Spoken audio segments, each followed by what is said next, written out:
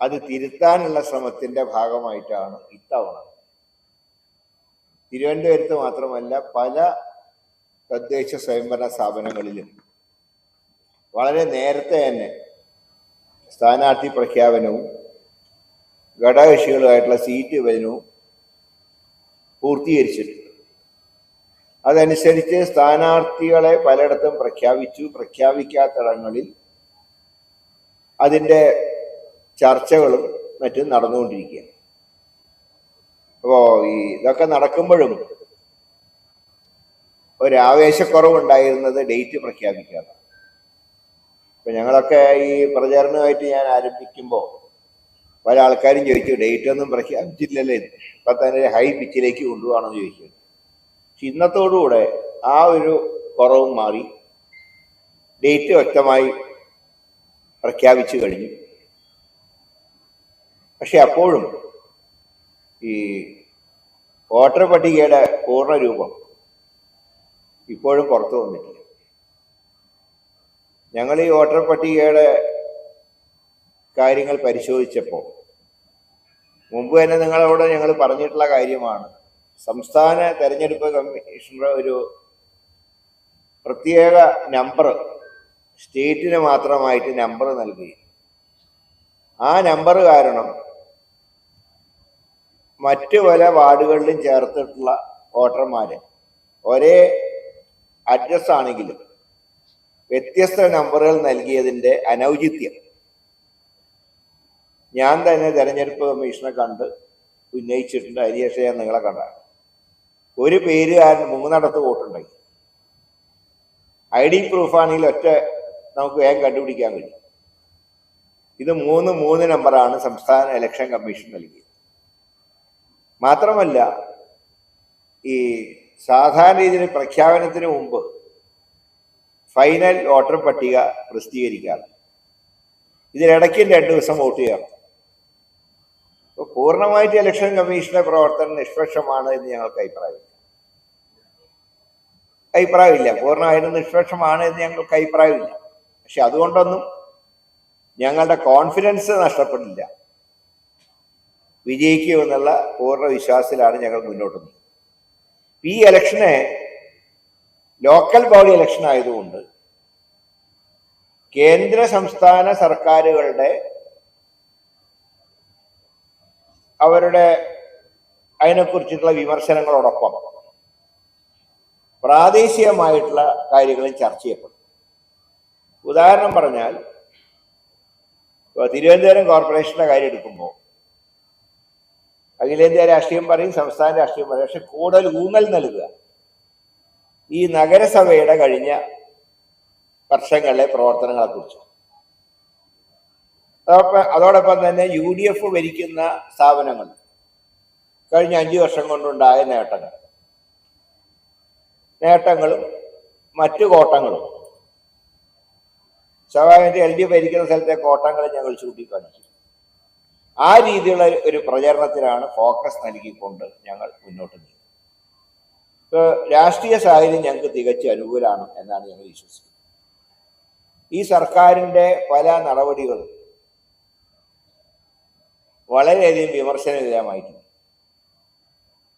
അവസാനമായി നമ്മുടെ നഗരത്തിൽ തന്നെ കഴിഞ്ഞ 2 ദിവസങ്ങളിലുണ്ടായ തിരുവനന്തപുരം മെഡിക്കൽ കോളേജിലെ ഒരു രോഗിയുടെ മരണവും ഇന്നലെ അവിടെ പ്രസവത്തിന് പോയ SIT ഹോസ്പിറ്റലുണ്ടായ സംഭവങ്ങളൊക്കെ അവസാനത്തെ ഉദാഹരണങ്ങളാണ്. അപ്പോൾ ഓരോ രംഗത്തെയും പരാജയങ്ങൾ, അതോടൊപ്പം തന്നെ ലോക്കൽ ബോഡിയുടെ പ്രവർത്തനങ്ങൾ, ഇതിനൊക്കെ ഒരു പ്രയോറിറ്റി കൊടുത്തുകൊണ്ട് തന്നെയാണ് ഈ തവണ UDF മുന്നോട്ട് പോകുന്നത്. അപ്പോൾ ഈ ഇലക്ഷൻ അഭിമുഖീകരിക്കുമ്പോൾ 2015-ലും 2020-ലും ഉണ്ടായ തിരിച്ചടികൾ അത് പരിഹരിക്കാനുള്ള ശ്രമങ്ങളുടെ ഭാഗമായിട്ടാണ് ഇത്തവണ നേരത്തെ തന്നെ ഞങ്ങൾ തയ്യാറെടുപ്പുമായിട്ട് രംഗത്ത് വന്നു. ഇപ്പൊ തിരുവനന്തപുരത്ത് തന്നെ പല ആളുകളും പറയുകയുണ്ടായി, നിങ്ങൾ ഇത്തവണ ഇലക്ഷൻ വളരെ ഗൗരവത്തിലാണ് കാണുന്നത് എന്ന് മനസ്സിലായി. 2 തവണയും നിങ്ങൾക്ക് അത്ര ഗൗരവം കാണിച്ചില്ല എന്നൊക്കെ ചില വിമർശനങ്ങളുണ്ടായി. അപ്പം അതുകൊണ്ട് ഇത്തവണ തിരുവനന്തപുരത്ത് മാത്രമല്ല കേരളത്തിലെ പല സ്ഥലത്തും ഇതിനകം സീറ്റ് ചർച്ചകൾ പൂർത്തിയാക്കാനും സ്ഥാനാർത്ഥി നിർണയമായിട്ട് മുന്നോട്ട് പോകാനും കഴിഞ്ഞു. ഇപ്പോൾ ഡിസംബർ 9, 11 തീയതികളിൽ നടക്കുന്ന തെരഞ്ഞെടുപ്പിൽ നല്ല റിസൾട്ടാണ് ഞങ്ങൾ പ്രതീക്ഷിക്കുന്നത്. പിന്നെ സ്വാഭാവികമായിട്ടും തെരഞ്ഞെടുപ്പ് അടുക്കുമ്പോൾ നടത്തുന്ന ചില പ്രഖ്യാപനങ്ങൾ. ഇപ്പോൾ ഞങ്ങൾ ഒരു കാര്യവും ഒരു നെഗറ്റീവ് അപ്രോച്ചിൽ കാണുന്നില്ല. പക്ഷേ ഇങ്ങനെ പ്രഖ്യാപനങ്ങൾ നടക്കുമ്പോൾ രണ്ട് ചോദ്യമാണല്ലോ. ഒന്ന്, ഇത്രയും കാലം ഒരുപാട് വർഷങ്ങളായിട്ടുള്ള ഡിമാൻഡുകൾ തെരഞ്ഞെടുപ്പ് അടുക്കുമ്പോൾ മാത്രം പ്രഖ്യാപിക്കുന്നു. എലക്ഷൻ സ്റ്റണ്ടാണോ എന്ന് സ്വാഭാവികമായിട്ടും സംശയമുണ്ട്. അതോടൊപ്പം തന്നെ ഇതിന്റെ ഫണ്ട് എങ്ങനെ മൊബിലൈസ് ചെയ്യും? നിങ്ങളുടെ തന്നെ കണക്ക് പ്രകാരം 10-15,000 കോടി വേണം. ഈ പണം എവിടെ നിന്ന് ലഭ്യമാവും? ഇത് എത്ര സമയത്തിനുള്ളിൽ നടപ്പാവും? അപ്പൊ ഇത് ഇങ്ങനെയുള്ള പ്രഖ്യാപനങ്ങൾ വരുമ്പോൾ അത് എലക്ഷൻ സ്റ്റണ്ടെന്ന് ഞങ്ങൾ പറയുമ്പോൾ എല്ലാത്തിനും ഞങ്ങൾ നെഗറ്റീവ് അപ്രോച്ചിലല്ല കാണുന്നത്. പക്ഷെ എന്തുകൊണ്ട് ഇത്രയും സമയമെടുക്കും? ഇനി ഈ 10,000 കോടി എങ്ങനെ സ്വരൂപിക്കാൻ കഴിയും? ഇപ്പോഴും തന്നെ സഹകരണ സ്ഥാപനങ്ങളോട് സഹായം ചോദിച്ചിരിക്കുക. ഇപ്പൊ സഹകരണ സ്ഥാപനങ്ങളുടെ അവസ്ഥ വളരെ മോശമാണ്. മറ്റൊന്നും കൊണ്ടല്ല, സഹകരണ സ്ഥാപനങ്ങളിൽ നടക്കുന്ന അഴിമതികളെ കുറിച്ചിട്ടുള്ള വാർത്തകൾ വരും. ആ സ്ഥാപനം ആര് ഭരിക്കട്ടെ, സ്വാഭാവികമായിട്ടും ജനങ്ങൾക്ക് ഇവിടെ പണം നിക്ഷേപിക്കുന്നത് അത്ര ഗുണകരമല്ല എന്നുള്ള ചിന്താഗതി. പല സഹകരണ സ്ഥാപനങ്ങളിലും നിക്ഷേപകർ തന്നെ അത് പിൻവലിക്കാൻ ശ്രമിച്ചുകൊണ്ടിരിക്കുക. അപ്പൊ അങ്ങനെ ഒരു സന്ദർഭത്തിൽ വീണ്ടും സർക്കാർ അവരോട് പണം ആവശ്യപ്പെടുമ്പോൾ അത് അവർക്ക് താങ്ങാൻ കഴിയുന്ന കാര്യം. രണ്ടാമത്, ഈ കേരള വികസനത്തിന്റെ ഭാഗമായി ജനങ്ങളോട് അഭിപ്രായം ചോദിക്കുന്ന ഒരു സംവിധാനം. ഞങ്ങൾ ആ സംവിധാനത്തിനോട് എതിർപ്പൊന്നും ഞങ്ങൾ പറഞ്ഞിട്ടില്ല. അങ്ങനെ സർക്കാർ കണക്കെടുക്കുകയാണെങ്കിൽ എടുക്കട്ടെ. പക്ഷെ അതും അവസാന കാലത്താണ് ഓർക്കണം. 10 വർഷം ആണ് അധികാരത്തിലിരിക്കുന്നത്. 5 വർഷത്തെ സർക്കാരല്ല ഇപ്പോൾ, 10 വർഷം ആവുക. ഇത്രയും കാത്തിരിക്കേണ്ട കാര്യം ഉണ്ടായിരുന്നു. പക്ഷേ ഇവിടെ ഇപ്പോൾ ലേറ്റസ്റ്റ് വിവരം അതിന് പാർട്ടി പ്രവർത്തകരെ നിയോഗിക്കുന്നു എന്നാണ്. അതിന് ഒരു കാരണവശാലും ഞങ്ങൾ അംഗീകരിക്കുന്നു. പിന്നെ അടുത്ത കഴിഞ്ഞ ദിവസം ഒരു പ്രഖ്യാപനം വന്നു, തിരുവനന്തപുരത്ത് മെട്രോ വരുന്നു. ഇത് ഞാനാണ് നിയമസഭയിൽ 2014 ആണെന്നാണ് ഓർമ്മ. നിയമസഭയിൽ ഒരു അടിയന്തര പ്രമേയം കൊണ്ടു. തിരുവനന്തപുരം, കോഴിക്കോട് കോർപ്പറേഷനുകളിലും മെട്രോ വേണം. അന്ന് മറുപടി പറഞ്ഞ മുഖ്യമന്ത്രി ഇത് ലാഭകരമല്ല, അതുകൊണ്ട് ഈ പദ്ധതികൾ തൽക്കാലം മുന്നോട്ട് വരാൻ ആഗ്രഹിക്കുന്നില്ല. ഞാനന്നൊരു കാര്യം കൂടി പറഞ്ഞു. ഞാൻ പറഞ്ഞു, ഇവിടെ ലാഭമല്ല നോക്കേണ്ടത്, സമയലാഭമാണ് നോക്കേണ്ടത്. ഞാൻ ഒരു എക്സാമ്പിളും പറഞ്ഞു. നിങ്ങൾ സഭാരേഖ നോക്കിയാൽ കാണാം. ഇപ്പൊ ഡൽഹി കേരള ഹൗസിൽ നിന്ന് കാറിൽ എയർപോർട്ടിലേക്ക് പോയാൽ 1.5 മണിക്കൂർ എടുക്കും. ട്രാഫിക് ബ്ലോക്ക് ആണെങ്കിൽ പല ആൾക്കാർക്കും ഫ്ലൈറ്റ് മിസ്സായിട്ട്. എന്നാൽ മെട്രോയിൽ പോയാൽ 15 മിനിറ്റ് കൊണ്ട് കേരള ഹൗസിൽ നിന്ന് എയർപോർട്ടിലെത്താം. ഞാൻ എക്സാമ്പിൾ ഞാൻ സഭയിൽ പറഞ്ഞ ഒരു കാര്യമാണ്. പക്ഷെ അന്ന് നെഗറ്റീവ് ആയിട്ടുള്ളൊരു സ്റ്റാൻഡാണ് ഗവൺമെന്റ് സ്വീകരിച്ചത്. ഇപ്പോഴേ പെട്ടെന്നൊരു ദിവസം മെട്രോ വരാൻ പോകും.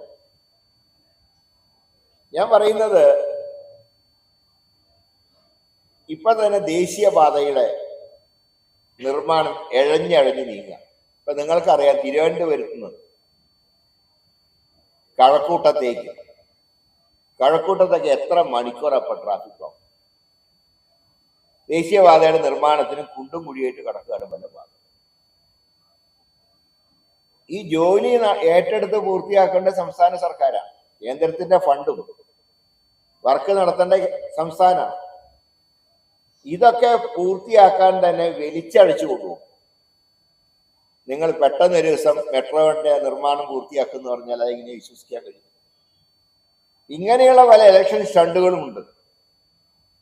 ഞങ്ങൾ ഇതിനോടൊന്ന് നെഗറ്റീവ് അപ്രോച്ച് അല്ല. മെട്രോ വേണ്ടെന്ന് ആരും പറയുന്നില്ല, ഞങ്ങളാണ് ആദ്യം വേണമെന്ന്. ഞങ്ങളുടെ ഗവൺമെന്റ് കേരളത്തിൽ അധികാരത്തിൽ വന്നാലും ഞങ്ങൾ മെട്രോന്റെ പദ്ധതിയായിട്ട് മുന്നോട്ട് പോകും. പക്ഷേ മുമ്പ് നെഗറ്റീവ് സ്റ്റാൻഡ് എടുത്തവർ ഇലക്ഷൻ പ്രഖ്യാപിക്കുന്നതിന് 2 ദിവസം മുമ്പ് ഒരു പോസിറ്റീവ് സ്റ്റാൻഡ് എടുക്കുക, എന്നാൽ ഏൽപ്പിച്ച ജോലികൾ പൂർത്തിയാക്കാതെ ഇഴഞ്ഞിഴഞ്ഞ് നീങ്ങുകയും ചെയ്യുമ്പോൾ അതിനെ വിമർശിക്കും. അത് ഞങ്ങളുടെ ജോലിയാണ് വിമർശിക്കേണ്ടത്. അല്ലാതെ ഭരണകക്ഷി ചെയ്യുന്ന എല്ലാത്തിനോടും കയറി എസ് പറയലല്ല. തെറ്റുകൾ കാണുമ്പോൾ ഞങ്ങൾ ചൂണ്ടിക്കാണിക്കും. അപ്പൊ ഈ കാര്യങ്ങളൊക്കെ ഊന്നിക്കൊണ്ട് തന്നെ ഉള്ള പ്രചരണമാണ് ഞങ്ങൾ നടത്തുന്നത്. പിന്നെ BJP ആണെങ്കിൽ രാഷ്ട്രീയ സാഹിത്യത്തിൽ, ഇന്നത്തെ കേരള രാഷ്ട്രീയത്തിൽ ഒരു പ്രസക്തിയും ആ പാർട്ടിക്കില്ല. ഒന്ന്, പല കാര്യങ്ങളിലും അവർക്ക് LDFനേക്കാൾ കോൺഗ്രസിനെ തകർക്കുക എന്നുള്ള ലക്ഷ്യത്തിലാണ് അവർ മുന്നോട്ട് നീങ്ങുന്നത്. അതിന് അവർ നടത്തുന്ന പ്രചരണം, മൂന്നാമതും പിണറായി വന്നാൽ കോൺഗ്രസ് അതോടെ ഇല്ലാതാകും. അപ്പോൾ കേരളത്തിൽ ആദ്യം ഒരു മുഖ്യ പ്രതിപക്ഷമായി ഭരണകക്ഷിയിട്ടൊക്കെ വരാമെന്നുള്ളൊരു സ്റ്റാൻഡാണ്. അപ്പൊ ഞങ്ങളെ സംബന്ധിച്ച് ഞങ്ങൾ പറയുന്നത് ഇവർ രണ്ടുപേരും തമ്മിൽ പല കാര്യങ്ങളും കൂട്ടുകെട്ടുണ്ട്. ഈ കൂട്ടുകെട്ടിനെ പരാജയപ്പെടുത്തണം എന്നുള്ള ആ സ്ലോഗനുമായിട്ടാണ് ഈ തെരഞ്ഞെടുപ്പിൽ ഞങ്ങൾ മുന്നോട്ട് പോകുന്നത്. ഇത്രയും കാര്യങ്ങളാണ് ആമുഖമായി പറയാനുള്ളത്. ഇനി സാഹചര്യങ്ങൾക്കനുസരിച്ച് രാഷ്ട്രീയത്തിൽ തന്ത്രങ്ങൾ മാറുമല്ലോ. എന്നാലും ഇതിന്റെ ഔട്ട്ലൈൻ ഇതാണ്.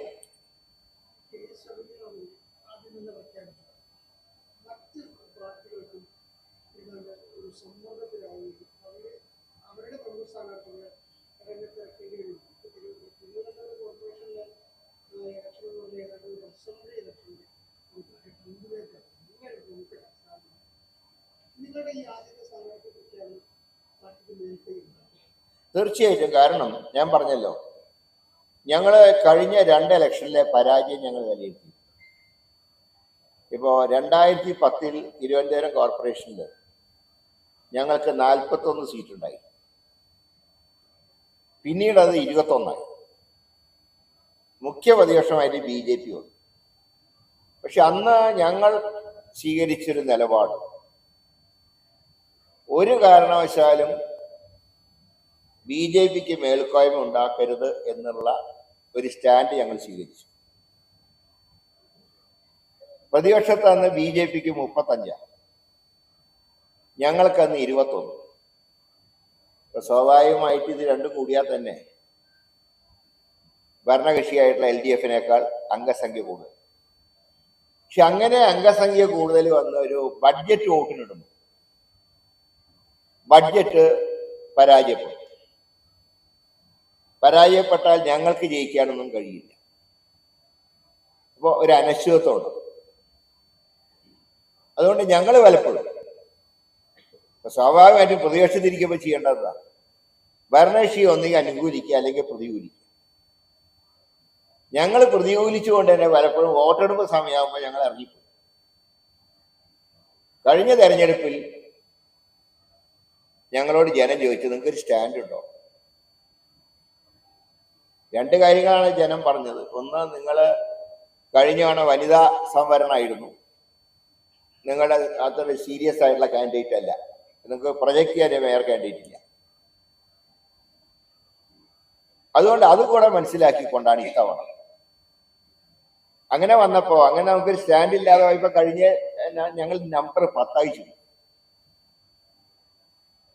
അതുകൊണ്ട് ഈ പോരായ്മകളൊക്കെ മനസ്സിലാക്കിക്കൊണ്ട് ഒരു പുതിയ മുഖത്തിനെ കോർപ്പറേഷനിൽ അവതരിപ്പിക്കാൻ തീരുമാനിച്ചു. അതുകൊണ്ടാണ് ചെറുപ്പക്കാരനായ തിരുവനന്തപുരം നഗരത്തിലൊക്കെ ഒരുപാട് IT കാരൊക്കെ ഉള്ളൊരു സിറ്റി ആയതുകൊണ്ട് മുൻ MLA കൂടിയായിട്ടുള്ള ശ്രീ ശബരിനാഥിനെ ഞങ്ങൾ സ്ഥാനാർത്ഥിയായി അങ്ങനെ ചെറുപ്പക്കാർ ഒരു ടീം ഇത്തവണ തയ്യാറാക്കി. അതോടൊപ്പം തന്നെ സീനിയർ ആയിട്ടുള്ള ആൾക്കാരെയും ഞങ്ങൾ മാറ്റി നിർത്തി. ഇപ്പോൾ 25 വർഷം തികഞ്ഞ ശ്രീ ജോൺസൺ ജോസഫ്, അതുപോലെ പേട്ട അനിൽകുമാർ, അങ്ങനെയുള്ള സീനിയേഴ്സും ഉണ്ട്. വിദ്യാർത്ഥിയായിട്ടുള്ള വൈഷ്ണവ സുരേഷ് ഉൾപ്പെടെ അങ്ങനെ നല്ല ടീമിനെയാണ് ഞങ്ങൾ ഇത്തവണ നടത്തിയത്. അപ്പൊ ആ മത്സരം ഞങ്ങൾ ഇതിനെ വളരെ ഗൗരവത്തോടെ, കാരണം തിരുവനന്തപുരം തലസ്ഥാനം ഒരു ത്രികോണ മത്സരത്തിന്റെ സ്ഥലം. അതുകൊണ്ട് തന്നെ ആ ത്രികോണ മത്സരത്തിൽ ഒന്നാം സ്ഥാനം നേടിയെടുക്കുക എന്നുള്ളത് തന്നെയാണ് ഞങ്ങളുടെ ചുമതല. അതുകൊണ്ടാണ് ഇലക്ഷൻ പ്രഖ്യാപിക്കുന്നതിന് മുമ്പ് തന്നെ സ്ഥാനാർത്ഥി നിർണയം ഏതാണ്ട് ഇപ്പൊ ഇന്നത്തോടുകൂടെ മുഴുവൻ കോൺഗ്രസ് സ്ഥാനാർത്ഥികളെ ഞങ്ങൾ തീരുമാനിച്ചു കഴിഞ്ഞു. അപ്പോ ഒരു മേൽക്കൈ ഉണ്ടാക്കാൻ കഴിയും.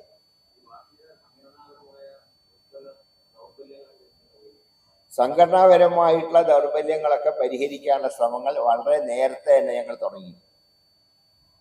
എല്ലാ വാർഡുകളിലും നടത്തിയ കുടുംബ സംഗമങ്ങൾ തന്നെ പാർട്ടി വളരെ വീക്കാണ് എന്ന് തോന്നിയ വാർഡുകളിൽ പോലും സാധാരണ ജനങ്ങളെ ആകർഷിക്കാൻ ആ കുടുംബ സംഗമങ്ങൾക്ക് കഴിഞ്ഞു. വോട്ട് ചെയ്യേണ്ട ജനങ്ങളാണ്. അപ്പൊ ഞങ്ങളൊരു കാര്യമൊക്കെ അന്ന് നിർദ്ദേശം കൊടുത്തത്, കുടുംബ സംഗമങ്ങളിൽ ഒരിക്കലും ഈ ആളെ കൂട്ടാൻ വേണ്ടിയിട്ടുള്ള വേദിയാക്കരുത്. നിങ്ങളവിടെ 10 പേരാണ് നമ്മുടെ പാർട്ടിയുടെ അനുഭവമുള്ളവരെങ്കിൽ ആ 10 പേരെ നിങ്ങൾ വിളിച്ചാൽ മതി, ഞങ്ങൾ നോക്കട്ടെ എന്താണ് ഇതിൻ്റെ അവസ്ഥ. പക്ഷെ അങ്ങനെയുള്ള പല സ്ഥലങ്ങളിലും നല്ല രീതിയിൽ ആളുകൾ പങ്കെടുത്തു. അത് ആ വാർഡിലുള്ള ആളുകൾ തന്നെയാണ്. അപ്പൊ അങ്ങനെ തന്നെ ആ തുടക്കം തന്നെ ഞങ്ങൾ ഈ എത്രയോ നാളുകൾക്ക് മുമ്പ്, അതായത് പാർലമെന്റ് ഇലക്ഷൻ കഴിഞ്ഞ് അന്ന് മുതൽ റിസൾട്ട് വരുന്നതിന് മുമ്പ് തന്നെ മിഷൻ 2025 എന്ന് ഞങ്ങൾ തീരുമാനിച്ചു. ഇപ്പോൾ പാർലമെന്റ് ഇലക്ഷൻ കഴിഞ്ഞ് ഒരാഴ്ച കഴിഞ്ഞപ്പോഴാണ്, നിങ്ങൾക്കറിയാമല്ലോ, കഴിഞ്ഞ തവണ ഏതാണ്ട് 1.25 മാസത്തെ ഗ്യാപ്പ് ഉണ്ടായിരുന്നു ഇലക്ഷൻ റിസൾട്ടുമായി. ഞങ്ങൾ അതുകൊണ്ട് ഇലക്ഷൻ കഴിഞ്ഞ ഉടനെ തന്നെ യോഗം ചേർന്ന് മിഷൻ 2025 പ്രഖ്യാപിക്കുകയും അതനുസരിച്ച് ക്യാമ്പുകൾ നടത്തുകയും അതിൻ്റെ മുന്നൊരുക്കങ്ങൾ നടത്തുകയും ചെയ്തു. എല്ലാ നിയോജക മണ്ഡലങ്ങളും ഞങ്ങൾ ക്യാമ്പുകൾ നടത്തി. അങ്ങനെ സിസ്റ്റമാറ്റിക് ആയിട്ട് ഞങ്ങൾക്ക് മുന്നോട്ട് പോകാൻ കഴിയും. അതുകൊണ്ടാണ് ചില സംഘടനാപരമായിട്ടുള്ള ദൗർബല്യങ്ങൾ ഈ ഇലക്ഷനെ ബാധിക്കില്ല എന്ന് പറയാൻ കാരണം. മാത്രമല്ല, ഓരോ പ്രവർത്തകരും ഇത് അവരുടെ ഇലക്ഷനാണ്, പ്രവർത്തകരുടെ ഇലക്ഷനാണ്. അതുകൊണ്ട് തന്നെ അവർക്കും ഈ കാര്യങ്ങൾ കുറേയൊക്കെ താല്പര്യം.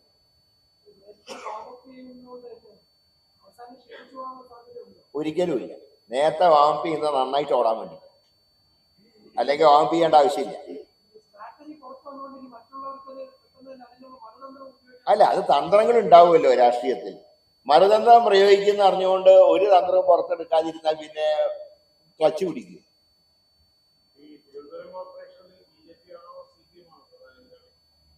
രണ്ടുപേരും എതിരാളികളില്ല.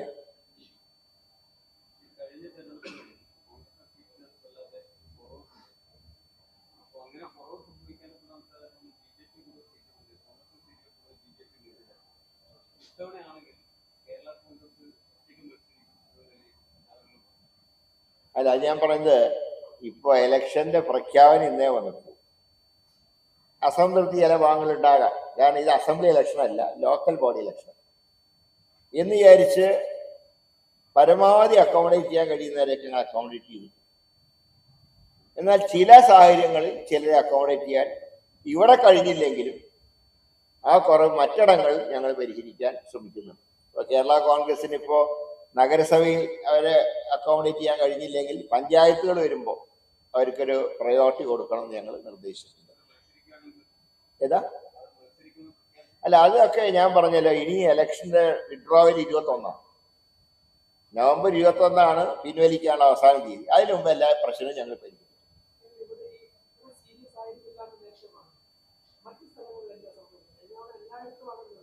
അല്ല, കഴിഞ്ഞ തവണ ഒന്ന് കോവിഡിന്റെ ഒരു നീരാളിപ്പിടുത്തുണ്ടായിരുന്നു കഴിഞ്ഞ അസംബ്ലിയും ലോക്കൽ ബോഡിയും. അതുകൊണ്ട് തന്നെ ഒരു കാടിളക്കി പ്രചരണം നടത്താൻ കഴിഞ്ഞില്ല. അധികാരം കൈകളിലുകൊണ്ട് സർക്കാരിന് കുറേയൊക്കെ ആനുകൂല്യങ്ങൾ നൽകാൻ കഴിഞ്ഞു. ആനുകൂല്യങ്ങൾ കൊടുക്കുമ്പോൾ ഒരിക്കലും കൊടുക്കരുതെന്ന് പറയാൻ പാടില്ല.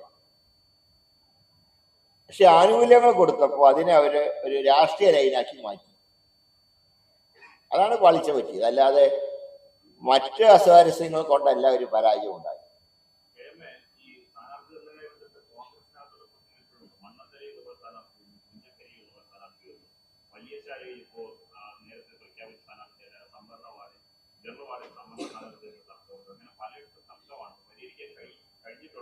ഇത് ഞാൻ പറയുന്നത് എലക്ഷൻ തീയതി ഇന്ന് പ്രഖ്യാപിച്ചിട്ടില്ല. അപ്പോഴേക്കും അതിനെ റിവല് വരുന്നത് എങ്ങനെയാണ്? നോമിനേഷൻ കൊടുക്കുമ്പോഴല്ലേ റിവൽ ഉണ്ടോ ഇല്ലയെന്ന് അറിയാൻ പറ്റൂ. പുഞ്ചക്കരിയിലെ കോൺഗ്രസ് പാർട്ടി RSPക്ക് വിട്ടുകൊടുത്ത സീറ്റാണ്. ആ സീറ്റിൽ ആരതിനെതിരായിട്ട് നിന്നാലും അവർ പാർട്ടിയിൽ നിന്ന് പുറത്തു. പക്ഷെ ഞങ്ങൾ ആദ്യം തന്നെ അച്ചടക്ക നടപടിയല്ല, കാര്യങ്ങൾ പറഞ്ഞ് മനസ്സിലാക്കി സഹകരിപ്പിക്കാനാണ് ആദ്യം ശ്രമിച്ചത്. അങ്ങനെ റിബലായിട്ട് വരാൻ സാധ്യതയുണ്ട് എന്നുണ്ടെങ്കിൽ അവരെ കാര്യങ്ങൾ പറഞ്ഞ് മനസ്സിലാക്കും. അല്ലാതെ ആദ്യം തന്നെ അച്ചടക്ക നടപടി എടുത്ത് പുറത്താക്കലല്ല. നിങ്ങൾ ഈ പറഞ്ഞ പുഞ്ചക്കരി സീറ്റ് RSPക്ക് വിട്ടുകൊടുത്താണ്. RSP വളരെ നല്ല രീതിയിൽ തന്നെ അവര് ഒരു UDFന്റെ സ്പിരിറ്റ് അവർ കാണിച്ചു. അവർ 5 സീറ്റ് അവർക്ക് ഞങ്ങൾ വിട്ടുകൊടുത്തപ്പോൾ ഒരു സീറ്റ് അവർ പറഞ്ഞു ഞങ്ങൾക്ക് വിജയസാധ്യതയില്ല, അതുകൊണ്ട് ആ സീറ്റ് അവർ കോൺഗ്രസിനെ ഏൽപ്പിച്ചു. ആറ്റിപ്പുറ സീറ്റ്. അങ്ങനെ ഒരു ഒറ്റ ഡിമാൻഡേ അവർ പറഞ്ഞിട്ടുള്ളൂ. അടുത്ത തവണ 5 സിറ്റിംഗ് സീറ്റ് ഉണ്ട് എന്നുള്ള ഞങ്ങളുടെ അവകാശം സ്ഥാപിക്കണം. ഞങ്ങൾ പറഞ്ഞു ശരി, സന്തോഷം. അതായത് RSP ഞങ്ങൾ 5 സീറ്റ് കൊടുത്തു. ഒരു സീറ്റ് അവർ പറഞ്ഞു കോൺഗ്രസ് മത്സരിച്ചാലാണ് അവിടെ നല്ല ഫൈറ്റ് കാഴ്ചവെച്ച് ജയിക്കാൻ കഴിയും. അങ്ങനെ ആറ്റിപ്പുറ സീറ്റ് അവർ തന്നിട്ട് പകരം സീറ്റ് കൊടുക്കാൻ പറ്റിയ സീറ്റില്ല. അവർ പറഞ്ഞു ഞങ്ങൾക്ക് അത് മനസ്സിലാവും, പക്ഷെ ഞങ്ങളുടെ സിറ്റിംഗ് സീറ്റ് 5 എന്നുള്ള ഫോർമുല അംഗീകരിക്കണം. അത് അംഗീകരിച്ചു. അല്ലാതെ ഞങ്ങൾ പറയും കാര്യങ്ങൾ ഇപ്പൊ ലൈസൻ കമ്മിറ്റി കൂടുമല്ലോ. ഞങ്ങളിപ്പോ ഈ പ്രഖ്യാപനം കഴിഞ്ഞു, സീറ്റ് ചർച്ചകളൊക്കെ കഴിഞ്ഞ് എന്തെങ്കിലും പോരായ്മകൾ ഉണ്ടെങ്കിൽ അത് UDFന്റെ സ്റ്റേറ്റ് കമ്മിറ്റി ചേർന്ന് എവിടെയൊക്കെ പ്രശ്നങ്ങൾ. ഇത് ഞാൻ പറഞ്ഞ അസംബ്ലി ആണെങ്കിൽ നമുക്ക് സ്റ്റേറ്റ് ലെവലിൽ കൈകാര്യം ചെയ്യാൻ കഴിയും. പക്ഷെ ലോക്കൽ ബോഡി ആകുമ്പോൾ ഓരോ പഞ്ചായത്തിലും ചിലപ്പോൾ ഓരോ രീതിയിലായിരിക്കും കാര്യങ്ങൾ നീങ്ങുന്നത്. പക്ഷെ അത് UDFന്റെ പൊതു സ്വഭാവത്തിനെതിരാണെങ്കിൽ സ്റ്റേറ്റ് നേതാക്കന്മാർ ഇരുന്ന് അതിന് പരിഹാരം ഉണ്ടാകും.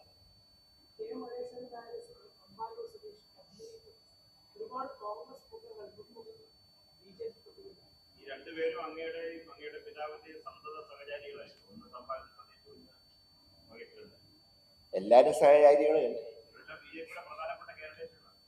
അത് വീട്ടിൽ നിന്ന് തന്നെ ഒരാൾ പോയില്ലേ, ഇവന് അതിന് പേരുണ്ടോ? സന്തോഷമാണ്.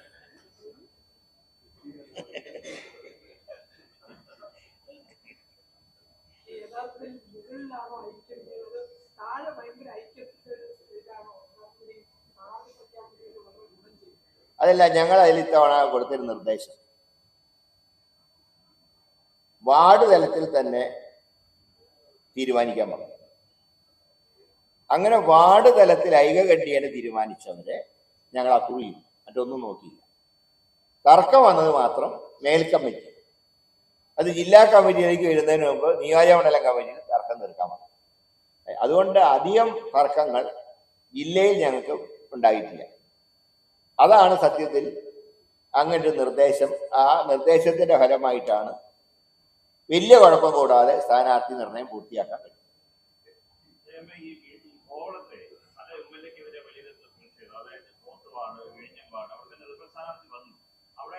റിബൽ സ്ഥാനാർത്ഥി വരുന്നില്ലല്ലോ, കാരണം നോമിനേഷൻ ആയിട്ടല്ലോ.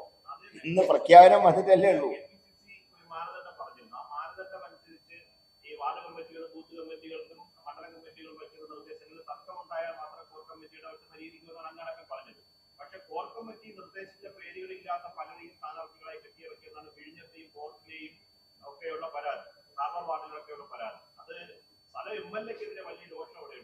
അല്ല, ചിലയിടങ്ങളിൽ ഞാൻ പറയാം, ഇപ്പോ ശ്രീ ശബരിനാഥ് മത്സരിക്കണം എന്ന് പാർട്ടി നേതൃത്വം തീരുമാനിച്ചു. എൻ്റെ വാർഡാണ് കവടിയാർ വാർഡ്. ഇവിടെ നേരത്തെ ഒരു സ്ഥാനാർത്ഥിയെ പൊതുവായിട്ട് തീരുമാനിച്ചു. പക്ഷേ ഇങ്ങനെ നിർദ്ദേശം വന്നപ്പോൾ, കാരണം ശബരിനാഥന്റെ വോട്ട് ശാസ്ത്രമംഗലത്താണ് വനിതാ വാർഡ്, അപ്പം അദ്ദേഹത്തിന് മത്സരിക്കാൻ പറ്റുന്ന തൊട്ടടുത്ത കവടിയാർ വാർഡ്. അപ്പം ഞാൻ തന്നെ എല്ലാവരും യോഗം വിളിച്ച് അവരെ കൂടെ സമ്മതിപ്പിച്ച് എല്ലാവരും കൂടെ ആഘോഷത്തോടെ ശബരിനാഥന്റെ സ്ഥാനാർത്ഥിത്വം അംഗീകരിച്ചു. ലോക്കലായിട്ടുള്ള എന്തെങ്കിലും പ്രശ്നങ്ങൾ ഉണ്ടെങ്കിൽ ഞങ്ങളത് ഈ നോമിനേഷന് മുമ്പ് തന്നെ പരിഹരിക്കും. അല്ല, അതൊക്കെ രാഷ്ട്രീയത്തിൽ ഇതിലും വലിയ കിരീടം മുൾക്കിരീടം ചൂടിയിട്ടുണ്ട്. അത് നോക്കുമ്പോൾ ഇതൊക്കെ ഒരു സാധാ കിരീടം മാത്രം.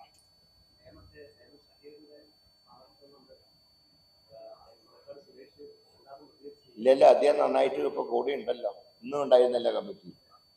അദ്ദേഹം തന്നെയാ കോർ കമ്മിറ്റി ചെയർമാൻ. എന്താ ഇന്നൊന്നും പറഞ്ഞിട്ടില്ല, അത് മിഞ്ഞാന്ന് എന്തോ കൊടുത്ത സ്റ്റേറ്റ്മെന്റ്. പ്രശ്നങ്ങളൊക്കെ തീർന്നു എന്നല്ലേ പറഞ്ഞു, അത് നല്ല കാര്യമല്ലേ. ഇന്നും ഉണ്ടല്ലോ അദ്ദേഹം ഞങ്ങളുടെ കമ്മിറ്റി ലാസ്റ്റ് ഫൈനലൈസ് ചെയ്യുന്ന കമ്മിറ്റിയിലുണ്ടായി.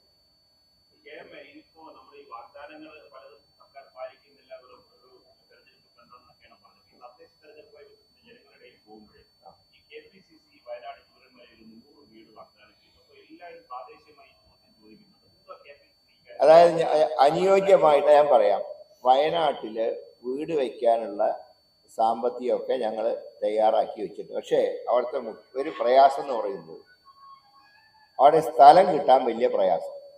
ഒന്ന്, പല സ്ഥലവും പരിസ്ഥിതി ലോല പ്രദേശമാണ്. ഒരു സ്ഥലത്ത് എന്ന് വീടിന് സ്ഥലം കാണുമ്പോൾ അവിടെ മറ്റേ ഇതാണ് മറ്റേ പരിസ്ഥിതി ലോല പ്രദേശമെന്നൊക്കെ പറഞ്ഞിട്ട് പരാതി. അതുകൊണ്ടാണ് ഞങ്ങൾ ഒരു കാര്യം സർക്കാരിനോട് പറഞ്ഞത്, നിങ്ങൾ സ്ഥലം ചൂണ്ടിക്കാണിച്ചു തന്നാൽ സ്ഥലത്തിൻ്റെ കാശ് കൊടുക്കാം, വീട് വയ്ക്കാനുള്ള കാശ് കൊടുക്കാം. പക്ഷേ ഒരു അനുയോജ്യമായിട്ടുള്ള സ്ഥലം പോലും ഞങ്ങൾക്ക് ചൂണ്ടിക്കാണിച്ചു തരാൻ തയ്യാറായി. ഞങ്ങൾ ചെന്ന് നോക്കുമ്പോൾ ഓരോരുത്തരും ഓരോ തടസ്സമാണ്. അതല്ലാതെ വീട് വയ്ക്കുന്നതിന് യാതൊരു അലംഭാവം ഉണ്ടാവില്ല. സർക്കാർ തന്നെ ഇപ്പം എത്രയും നീട്ടിക്കൊണ്ടുപോകും. കാരണം വയനാട്ടിലെ ഒരു പ്രത്യേകതയാണ്, ഞാനവിടെ MP ആയിരുന്ന ആളാണ് 10-13 വർഷക്കാലം. പിന്നെ ഈ മരം മുറിക്കുന്ന വിദ്വാന്മാർക്കൊക്കെ നല്ലതാണ്, അവർക്ക് ഈ നിയമമൊന്നും ബാധകമല്ല.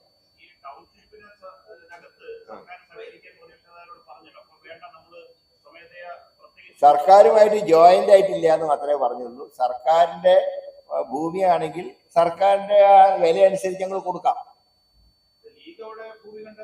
ലീഗിന്റെ തന്നെ ഒരുപാട് തർക്കങ്ങൾ പറഞ്ഞു. ഏതാ അത് ഞങ്ങൾ എല്ലാവരും അതിന്റെ ഫണ്ട് കൊടുത്തിട്ടുണ്ട്. നിങ്ങൾ 4 സ്ഥലം ചൂണ്ടിക്കാണിക്കുക, എന്നാൽ സ്ഥലം വാങ്ങിച്ചു വീട് വയ്ക്കും. അത് KBCയുടെ കയ്യിൽ അതിന്റെ കണക്കുണ്ട്, പ്രസിഡന്റിനോട് ചോദിച്ചാൽ കണക്ക്. ഏതാ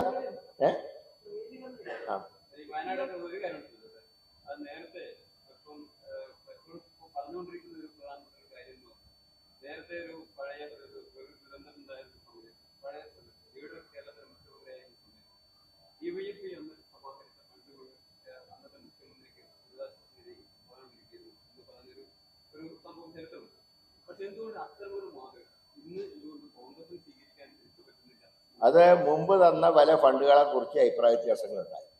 2 പ്രളയകാലത്ത്, ആദ്യത്തെ പ്രളയകാലത്തൊക്കെ ഞങ്ങളൊക്കെ, അന്ന് ഞാൻ MLA,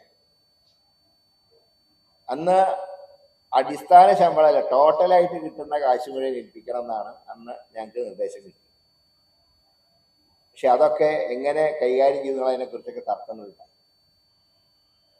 ആ അനുഭവം കൊണ്ടാണ് ഇത്തവണ ഞങ്ങൾ സെപ്പറേറ്റ് ആയിട്ട് കൊടുത്തോളാം.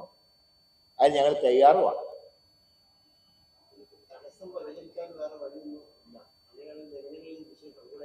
ഇല്ലെങ്കിൽ ഒരുമിച്ച് വീട് വയ്ക്കാൻ പറ്റില്ല എന്ന് മാത്രം. ഓരോ സ്ഥലത്താവും. പക്ഷെ അങ്ങനെ വീട് വെച്ചാൽ എല്ലാവരും അങ്ങനെ പോകാൻ തയ്യാറാവും. ഉണ്ടൊക്കെ ചുവരന്മാരെ പ്രദേശത്തുള്ളവരോട് മാനന്തവാടി, ഞാൻ പറയാം, മാനന്തവാടി പോയിട്ട് താമസിക്കണം എന്ന് നിലവിൽ വരും. നമ്മൾ വെറുതെ വീട് വെച്ചാൽ കാര്യമുണ്ടോ? അവിടുത്തെ ആൾക്കാരെ സൗകര്യം നോക്കണ്ടേ? ചുവരൽമലയിൽ നിന്ന് എത്ര ദൂരം പോകണം മാനന്തവാടിക്ക്? അതിന് വീട് വെച്ചു കൊടുക്കാൻ തയ്യാറാണ് സർക്കാർ. സ്ഥലം ചൂണ്ടിക്കാണിച്ചാൽ മാത്രം മതി. ആ സ്ഥലം ചൂണ്ടിക്കാണിച്ചാൽ, സർക്കാരിന്റെ സ്ഥലം ചൂണ്ടിക്കാണിച്ചാൽ അത് ചെയ്യണമല്ലോ. വീട് നഷ്ടപ്പെട്ടവർക്ക് വീട് കൊടുക്കണ്ടേ? അത് സർക്കാരിന്റെ ജോലിയല്ലേ. ഇന്ന സ്ഥലമുണ്ട്, ഞങ്ങൾ ഇത്ര വീട് വെച്ചു കൊടുക്കുക. ഞാൻ മറ്റു ജില്ല പോലെയല്ല വയനാട് ജില്ല. നിങ്ങൾ ആദ്യം പറഞ്ഞ മനസ്സിലായി, നിങ്ങൾക്കും അറിയാം, അറിയാണ്ടൊന്നുമല്ല ചോദിക്കുന്ന. എൻ്റെ ഉദ്ദേശം മനസ്സിലായി. അറിയാണ്ടൊന്നുമല്ല. പക്ഷേ വയനാടിനെ സംബന്ധിച്ച് വയനാട്, ഇടുക്കി എന്നൊക്കെ പറഞ്ഞാൽ പലതും പരിസ്ഥിതി ലോല പ്രദേശങ്ങളാണ്. അതുകൊണ്ടാണ് ഒരു എന്താ പറയണ്ടേ, ഇത്രയും ഒരു 100 വീട് വയ്ക്കാനുള്ള അനുയോജ്യമായിട്ടുള്ള സ്ഥലത്തിന്റെ പ്രയാസം.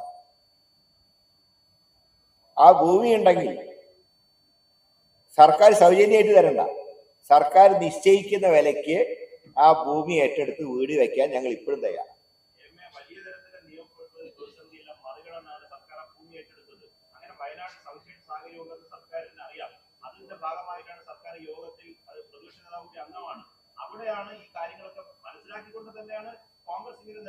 ഞാൻ പറയാം, സർക്കാർ ഇത്രയും നിയമ പോരാട്ടം നടത്തിയിട്ടുണ്ടെങ്കിൽ എന്തുകൊണ്ട് അങ്ങനെ കുറെ സ്ഥലം കണ്ടുപിടിച്ച് തരുന്നില്ല?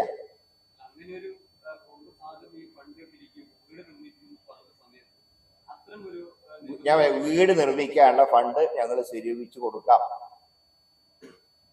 പക്ഷേ ഒരു സ്ഥലം ചൂണ്ടിക്കാണിച്ചു തന്നാൽ മതി. നിങ്ങളിപ്പോ ആ സ്ഥലം ചൂണ്ടിക്കാണിച്ചു തന്നാൽ കാശ്, സ്ഥലം സൗജന്യമായിട്ട് തരണ്ട.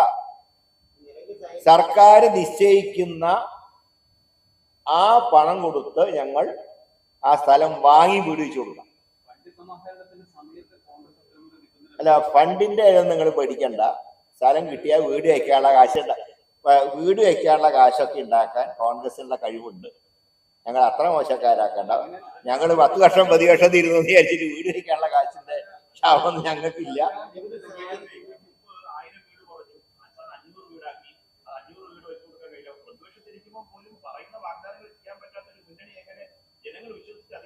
ജനങ്ങൾക്ക് ഞങ്ങളെ വിശ്വാസമുണ്ട്. കാരണം വിശ്വസിച്ച് ഏൽപ്പിച്ചവരൊക്കെ കാട്ടുകള്ളന്മാരാണെന്ന് എല്ലാവർക്കും മനസ്സിലായി. അതുകൊണ്ട് സർക്കാർ ഭൂമി തരണ്ട, സൗജന്യമായിട്ട് തരണ്ട. ഇന്ന സ്ഥലം അനുയോജ്യമാണ് എന്ന് പറഞ്ഞാൽ ഇല്ല, ഞങ്ങളെ തീരെ നിവർത്തിയില്ലെങ്കിൽ ഉള്ള സ്ഥലത്ത് ഞങ്ങൾ വീട് വയ്ക്കും. പക്ഷെ പറഞ്ഞ ഒറ്റ അടിക്കും ഒരേ ഇതിൽ സ്പോട്ടിൽ കിട്ടില്ല എന്ന് മാത്രം. ഒരു വീട് മാനന്തവാടി ആണെങ്കിൽ വേറെ വീട് ബത്തേരി ആയി പോകും. അത്രയേ ഉള്ളൂ.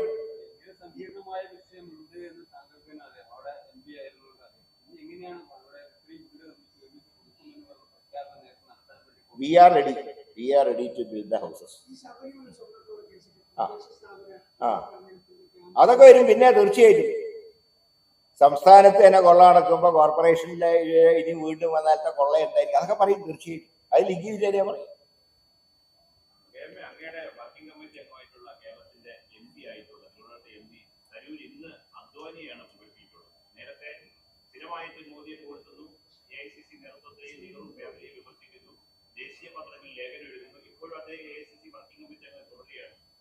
അത് തീരുമാനിക്കേണ്ടത് ദേശീയ നേതൃത്വം.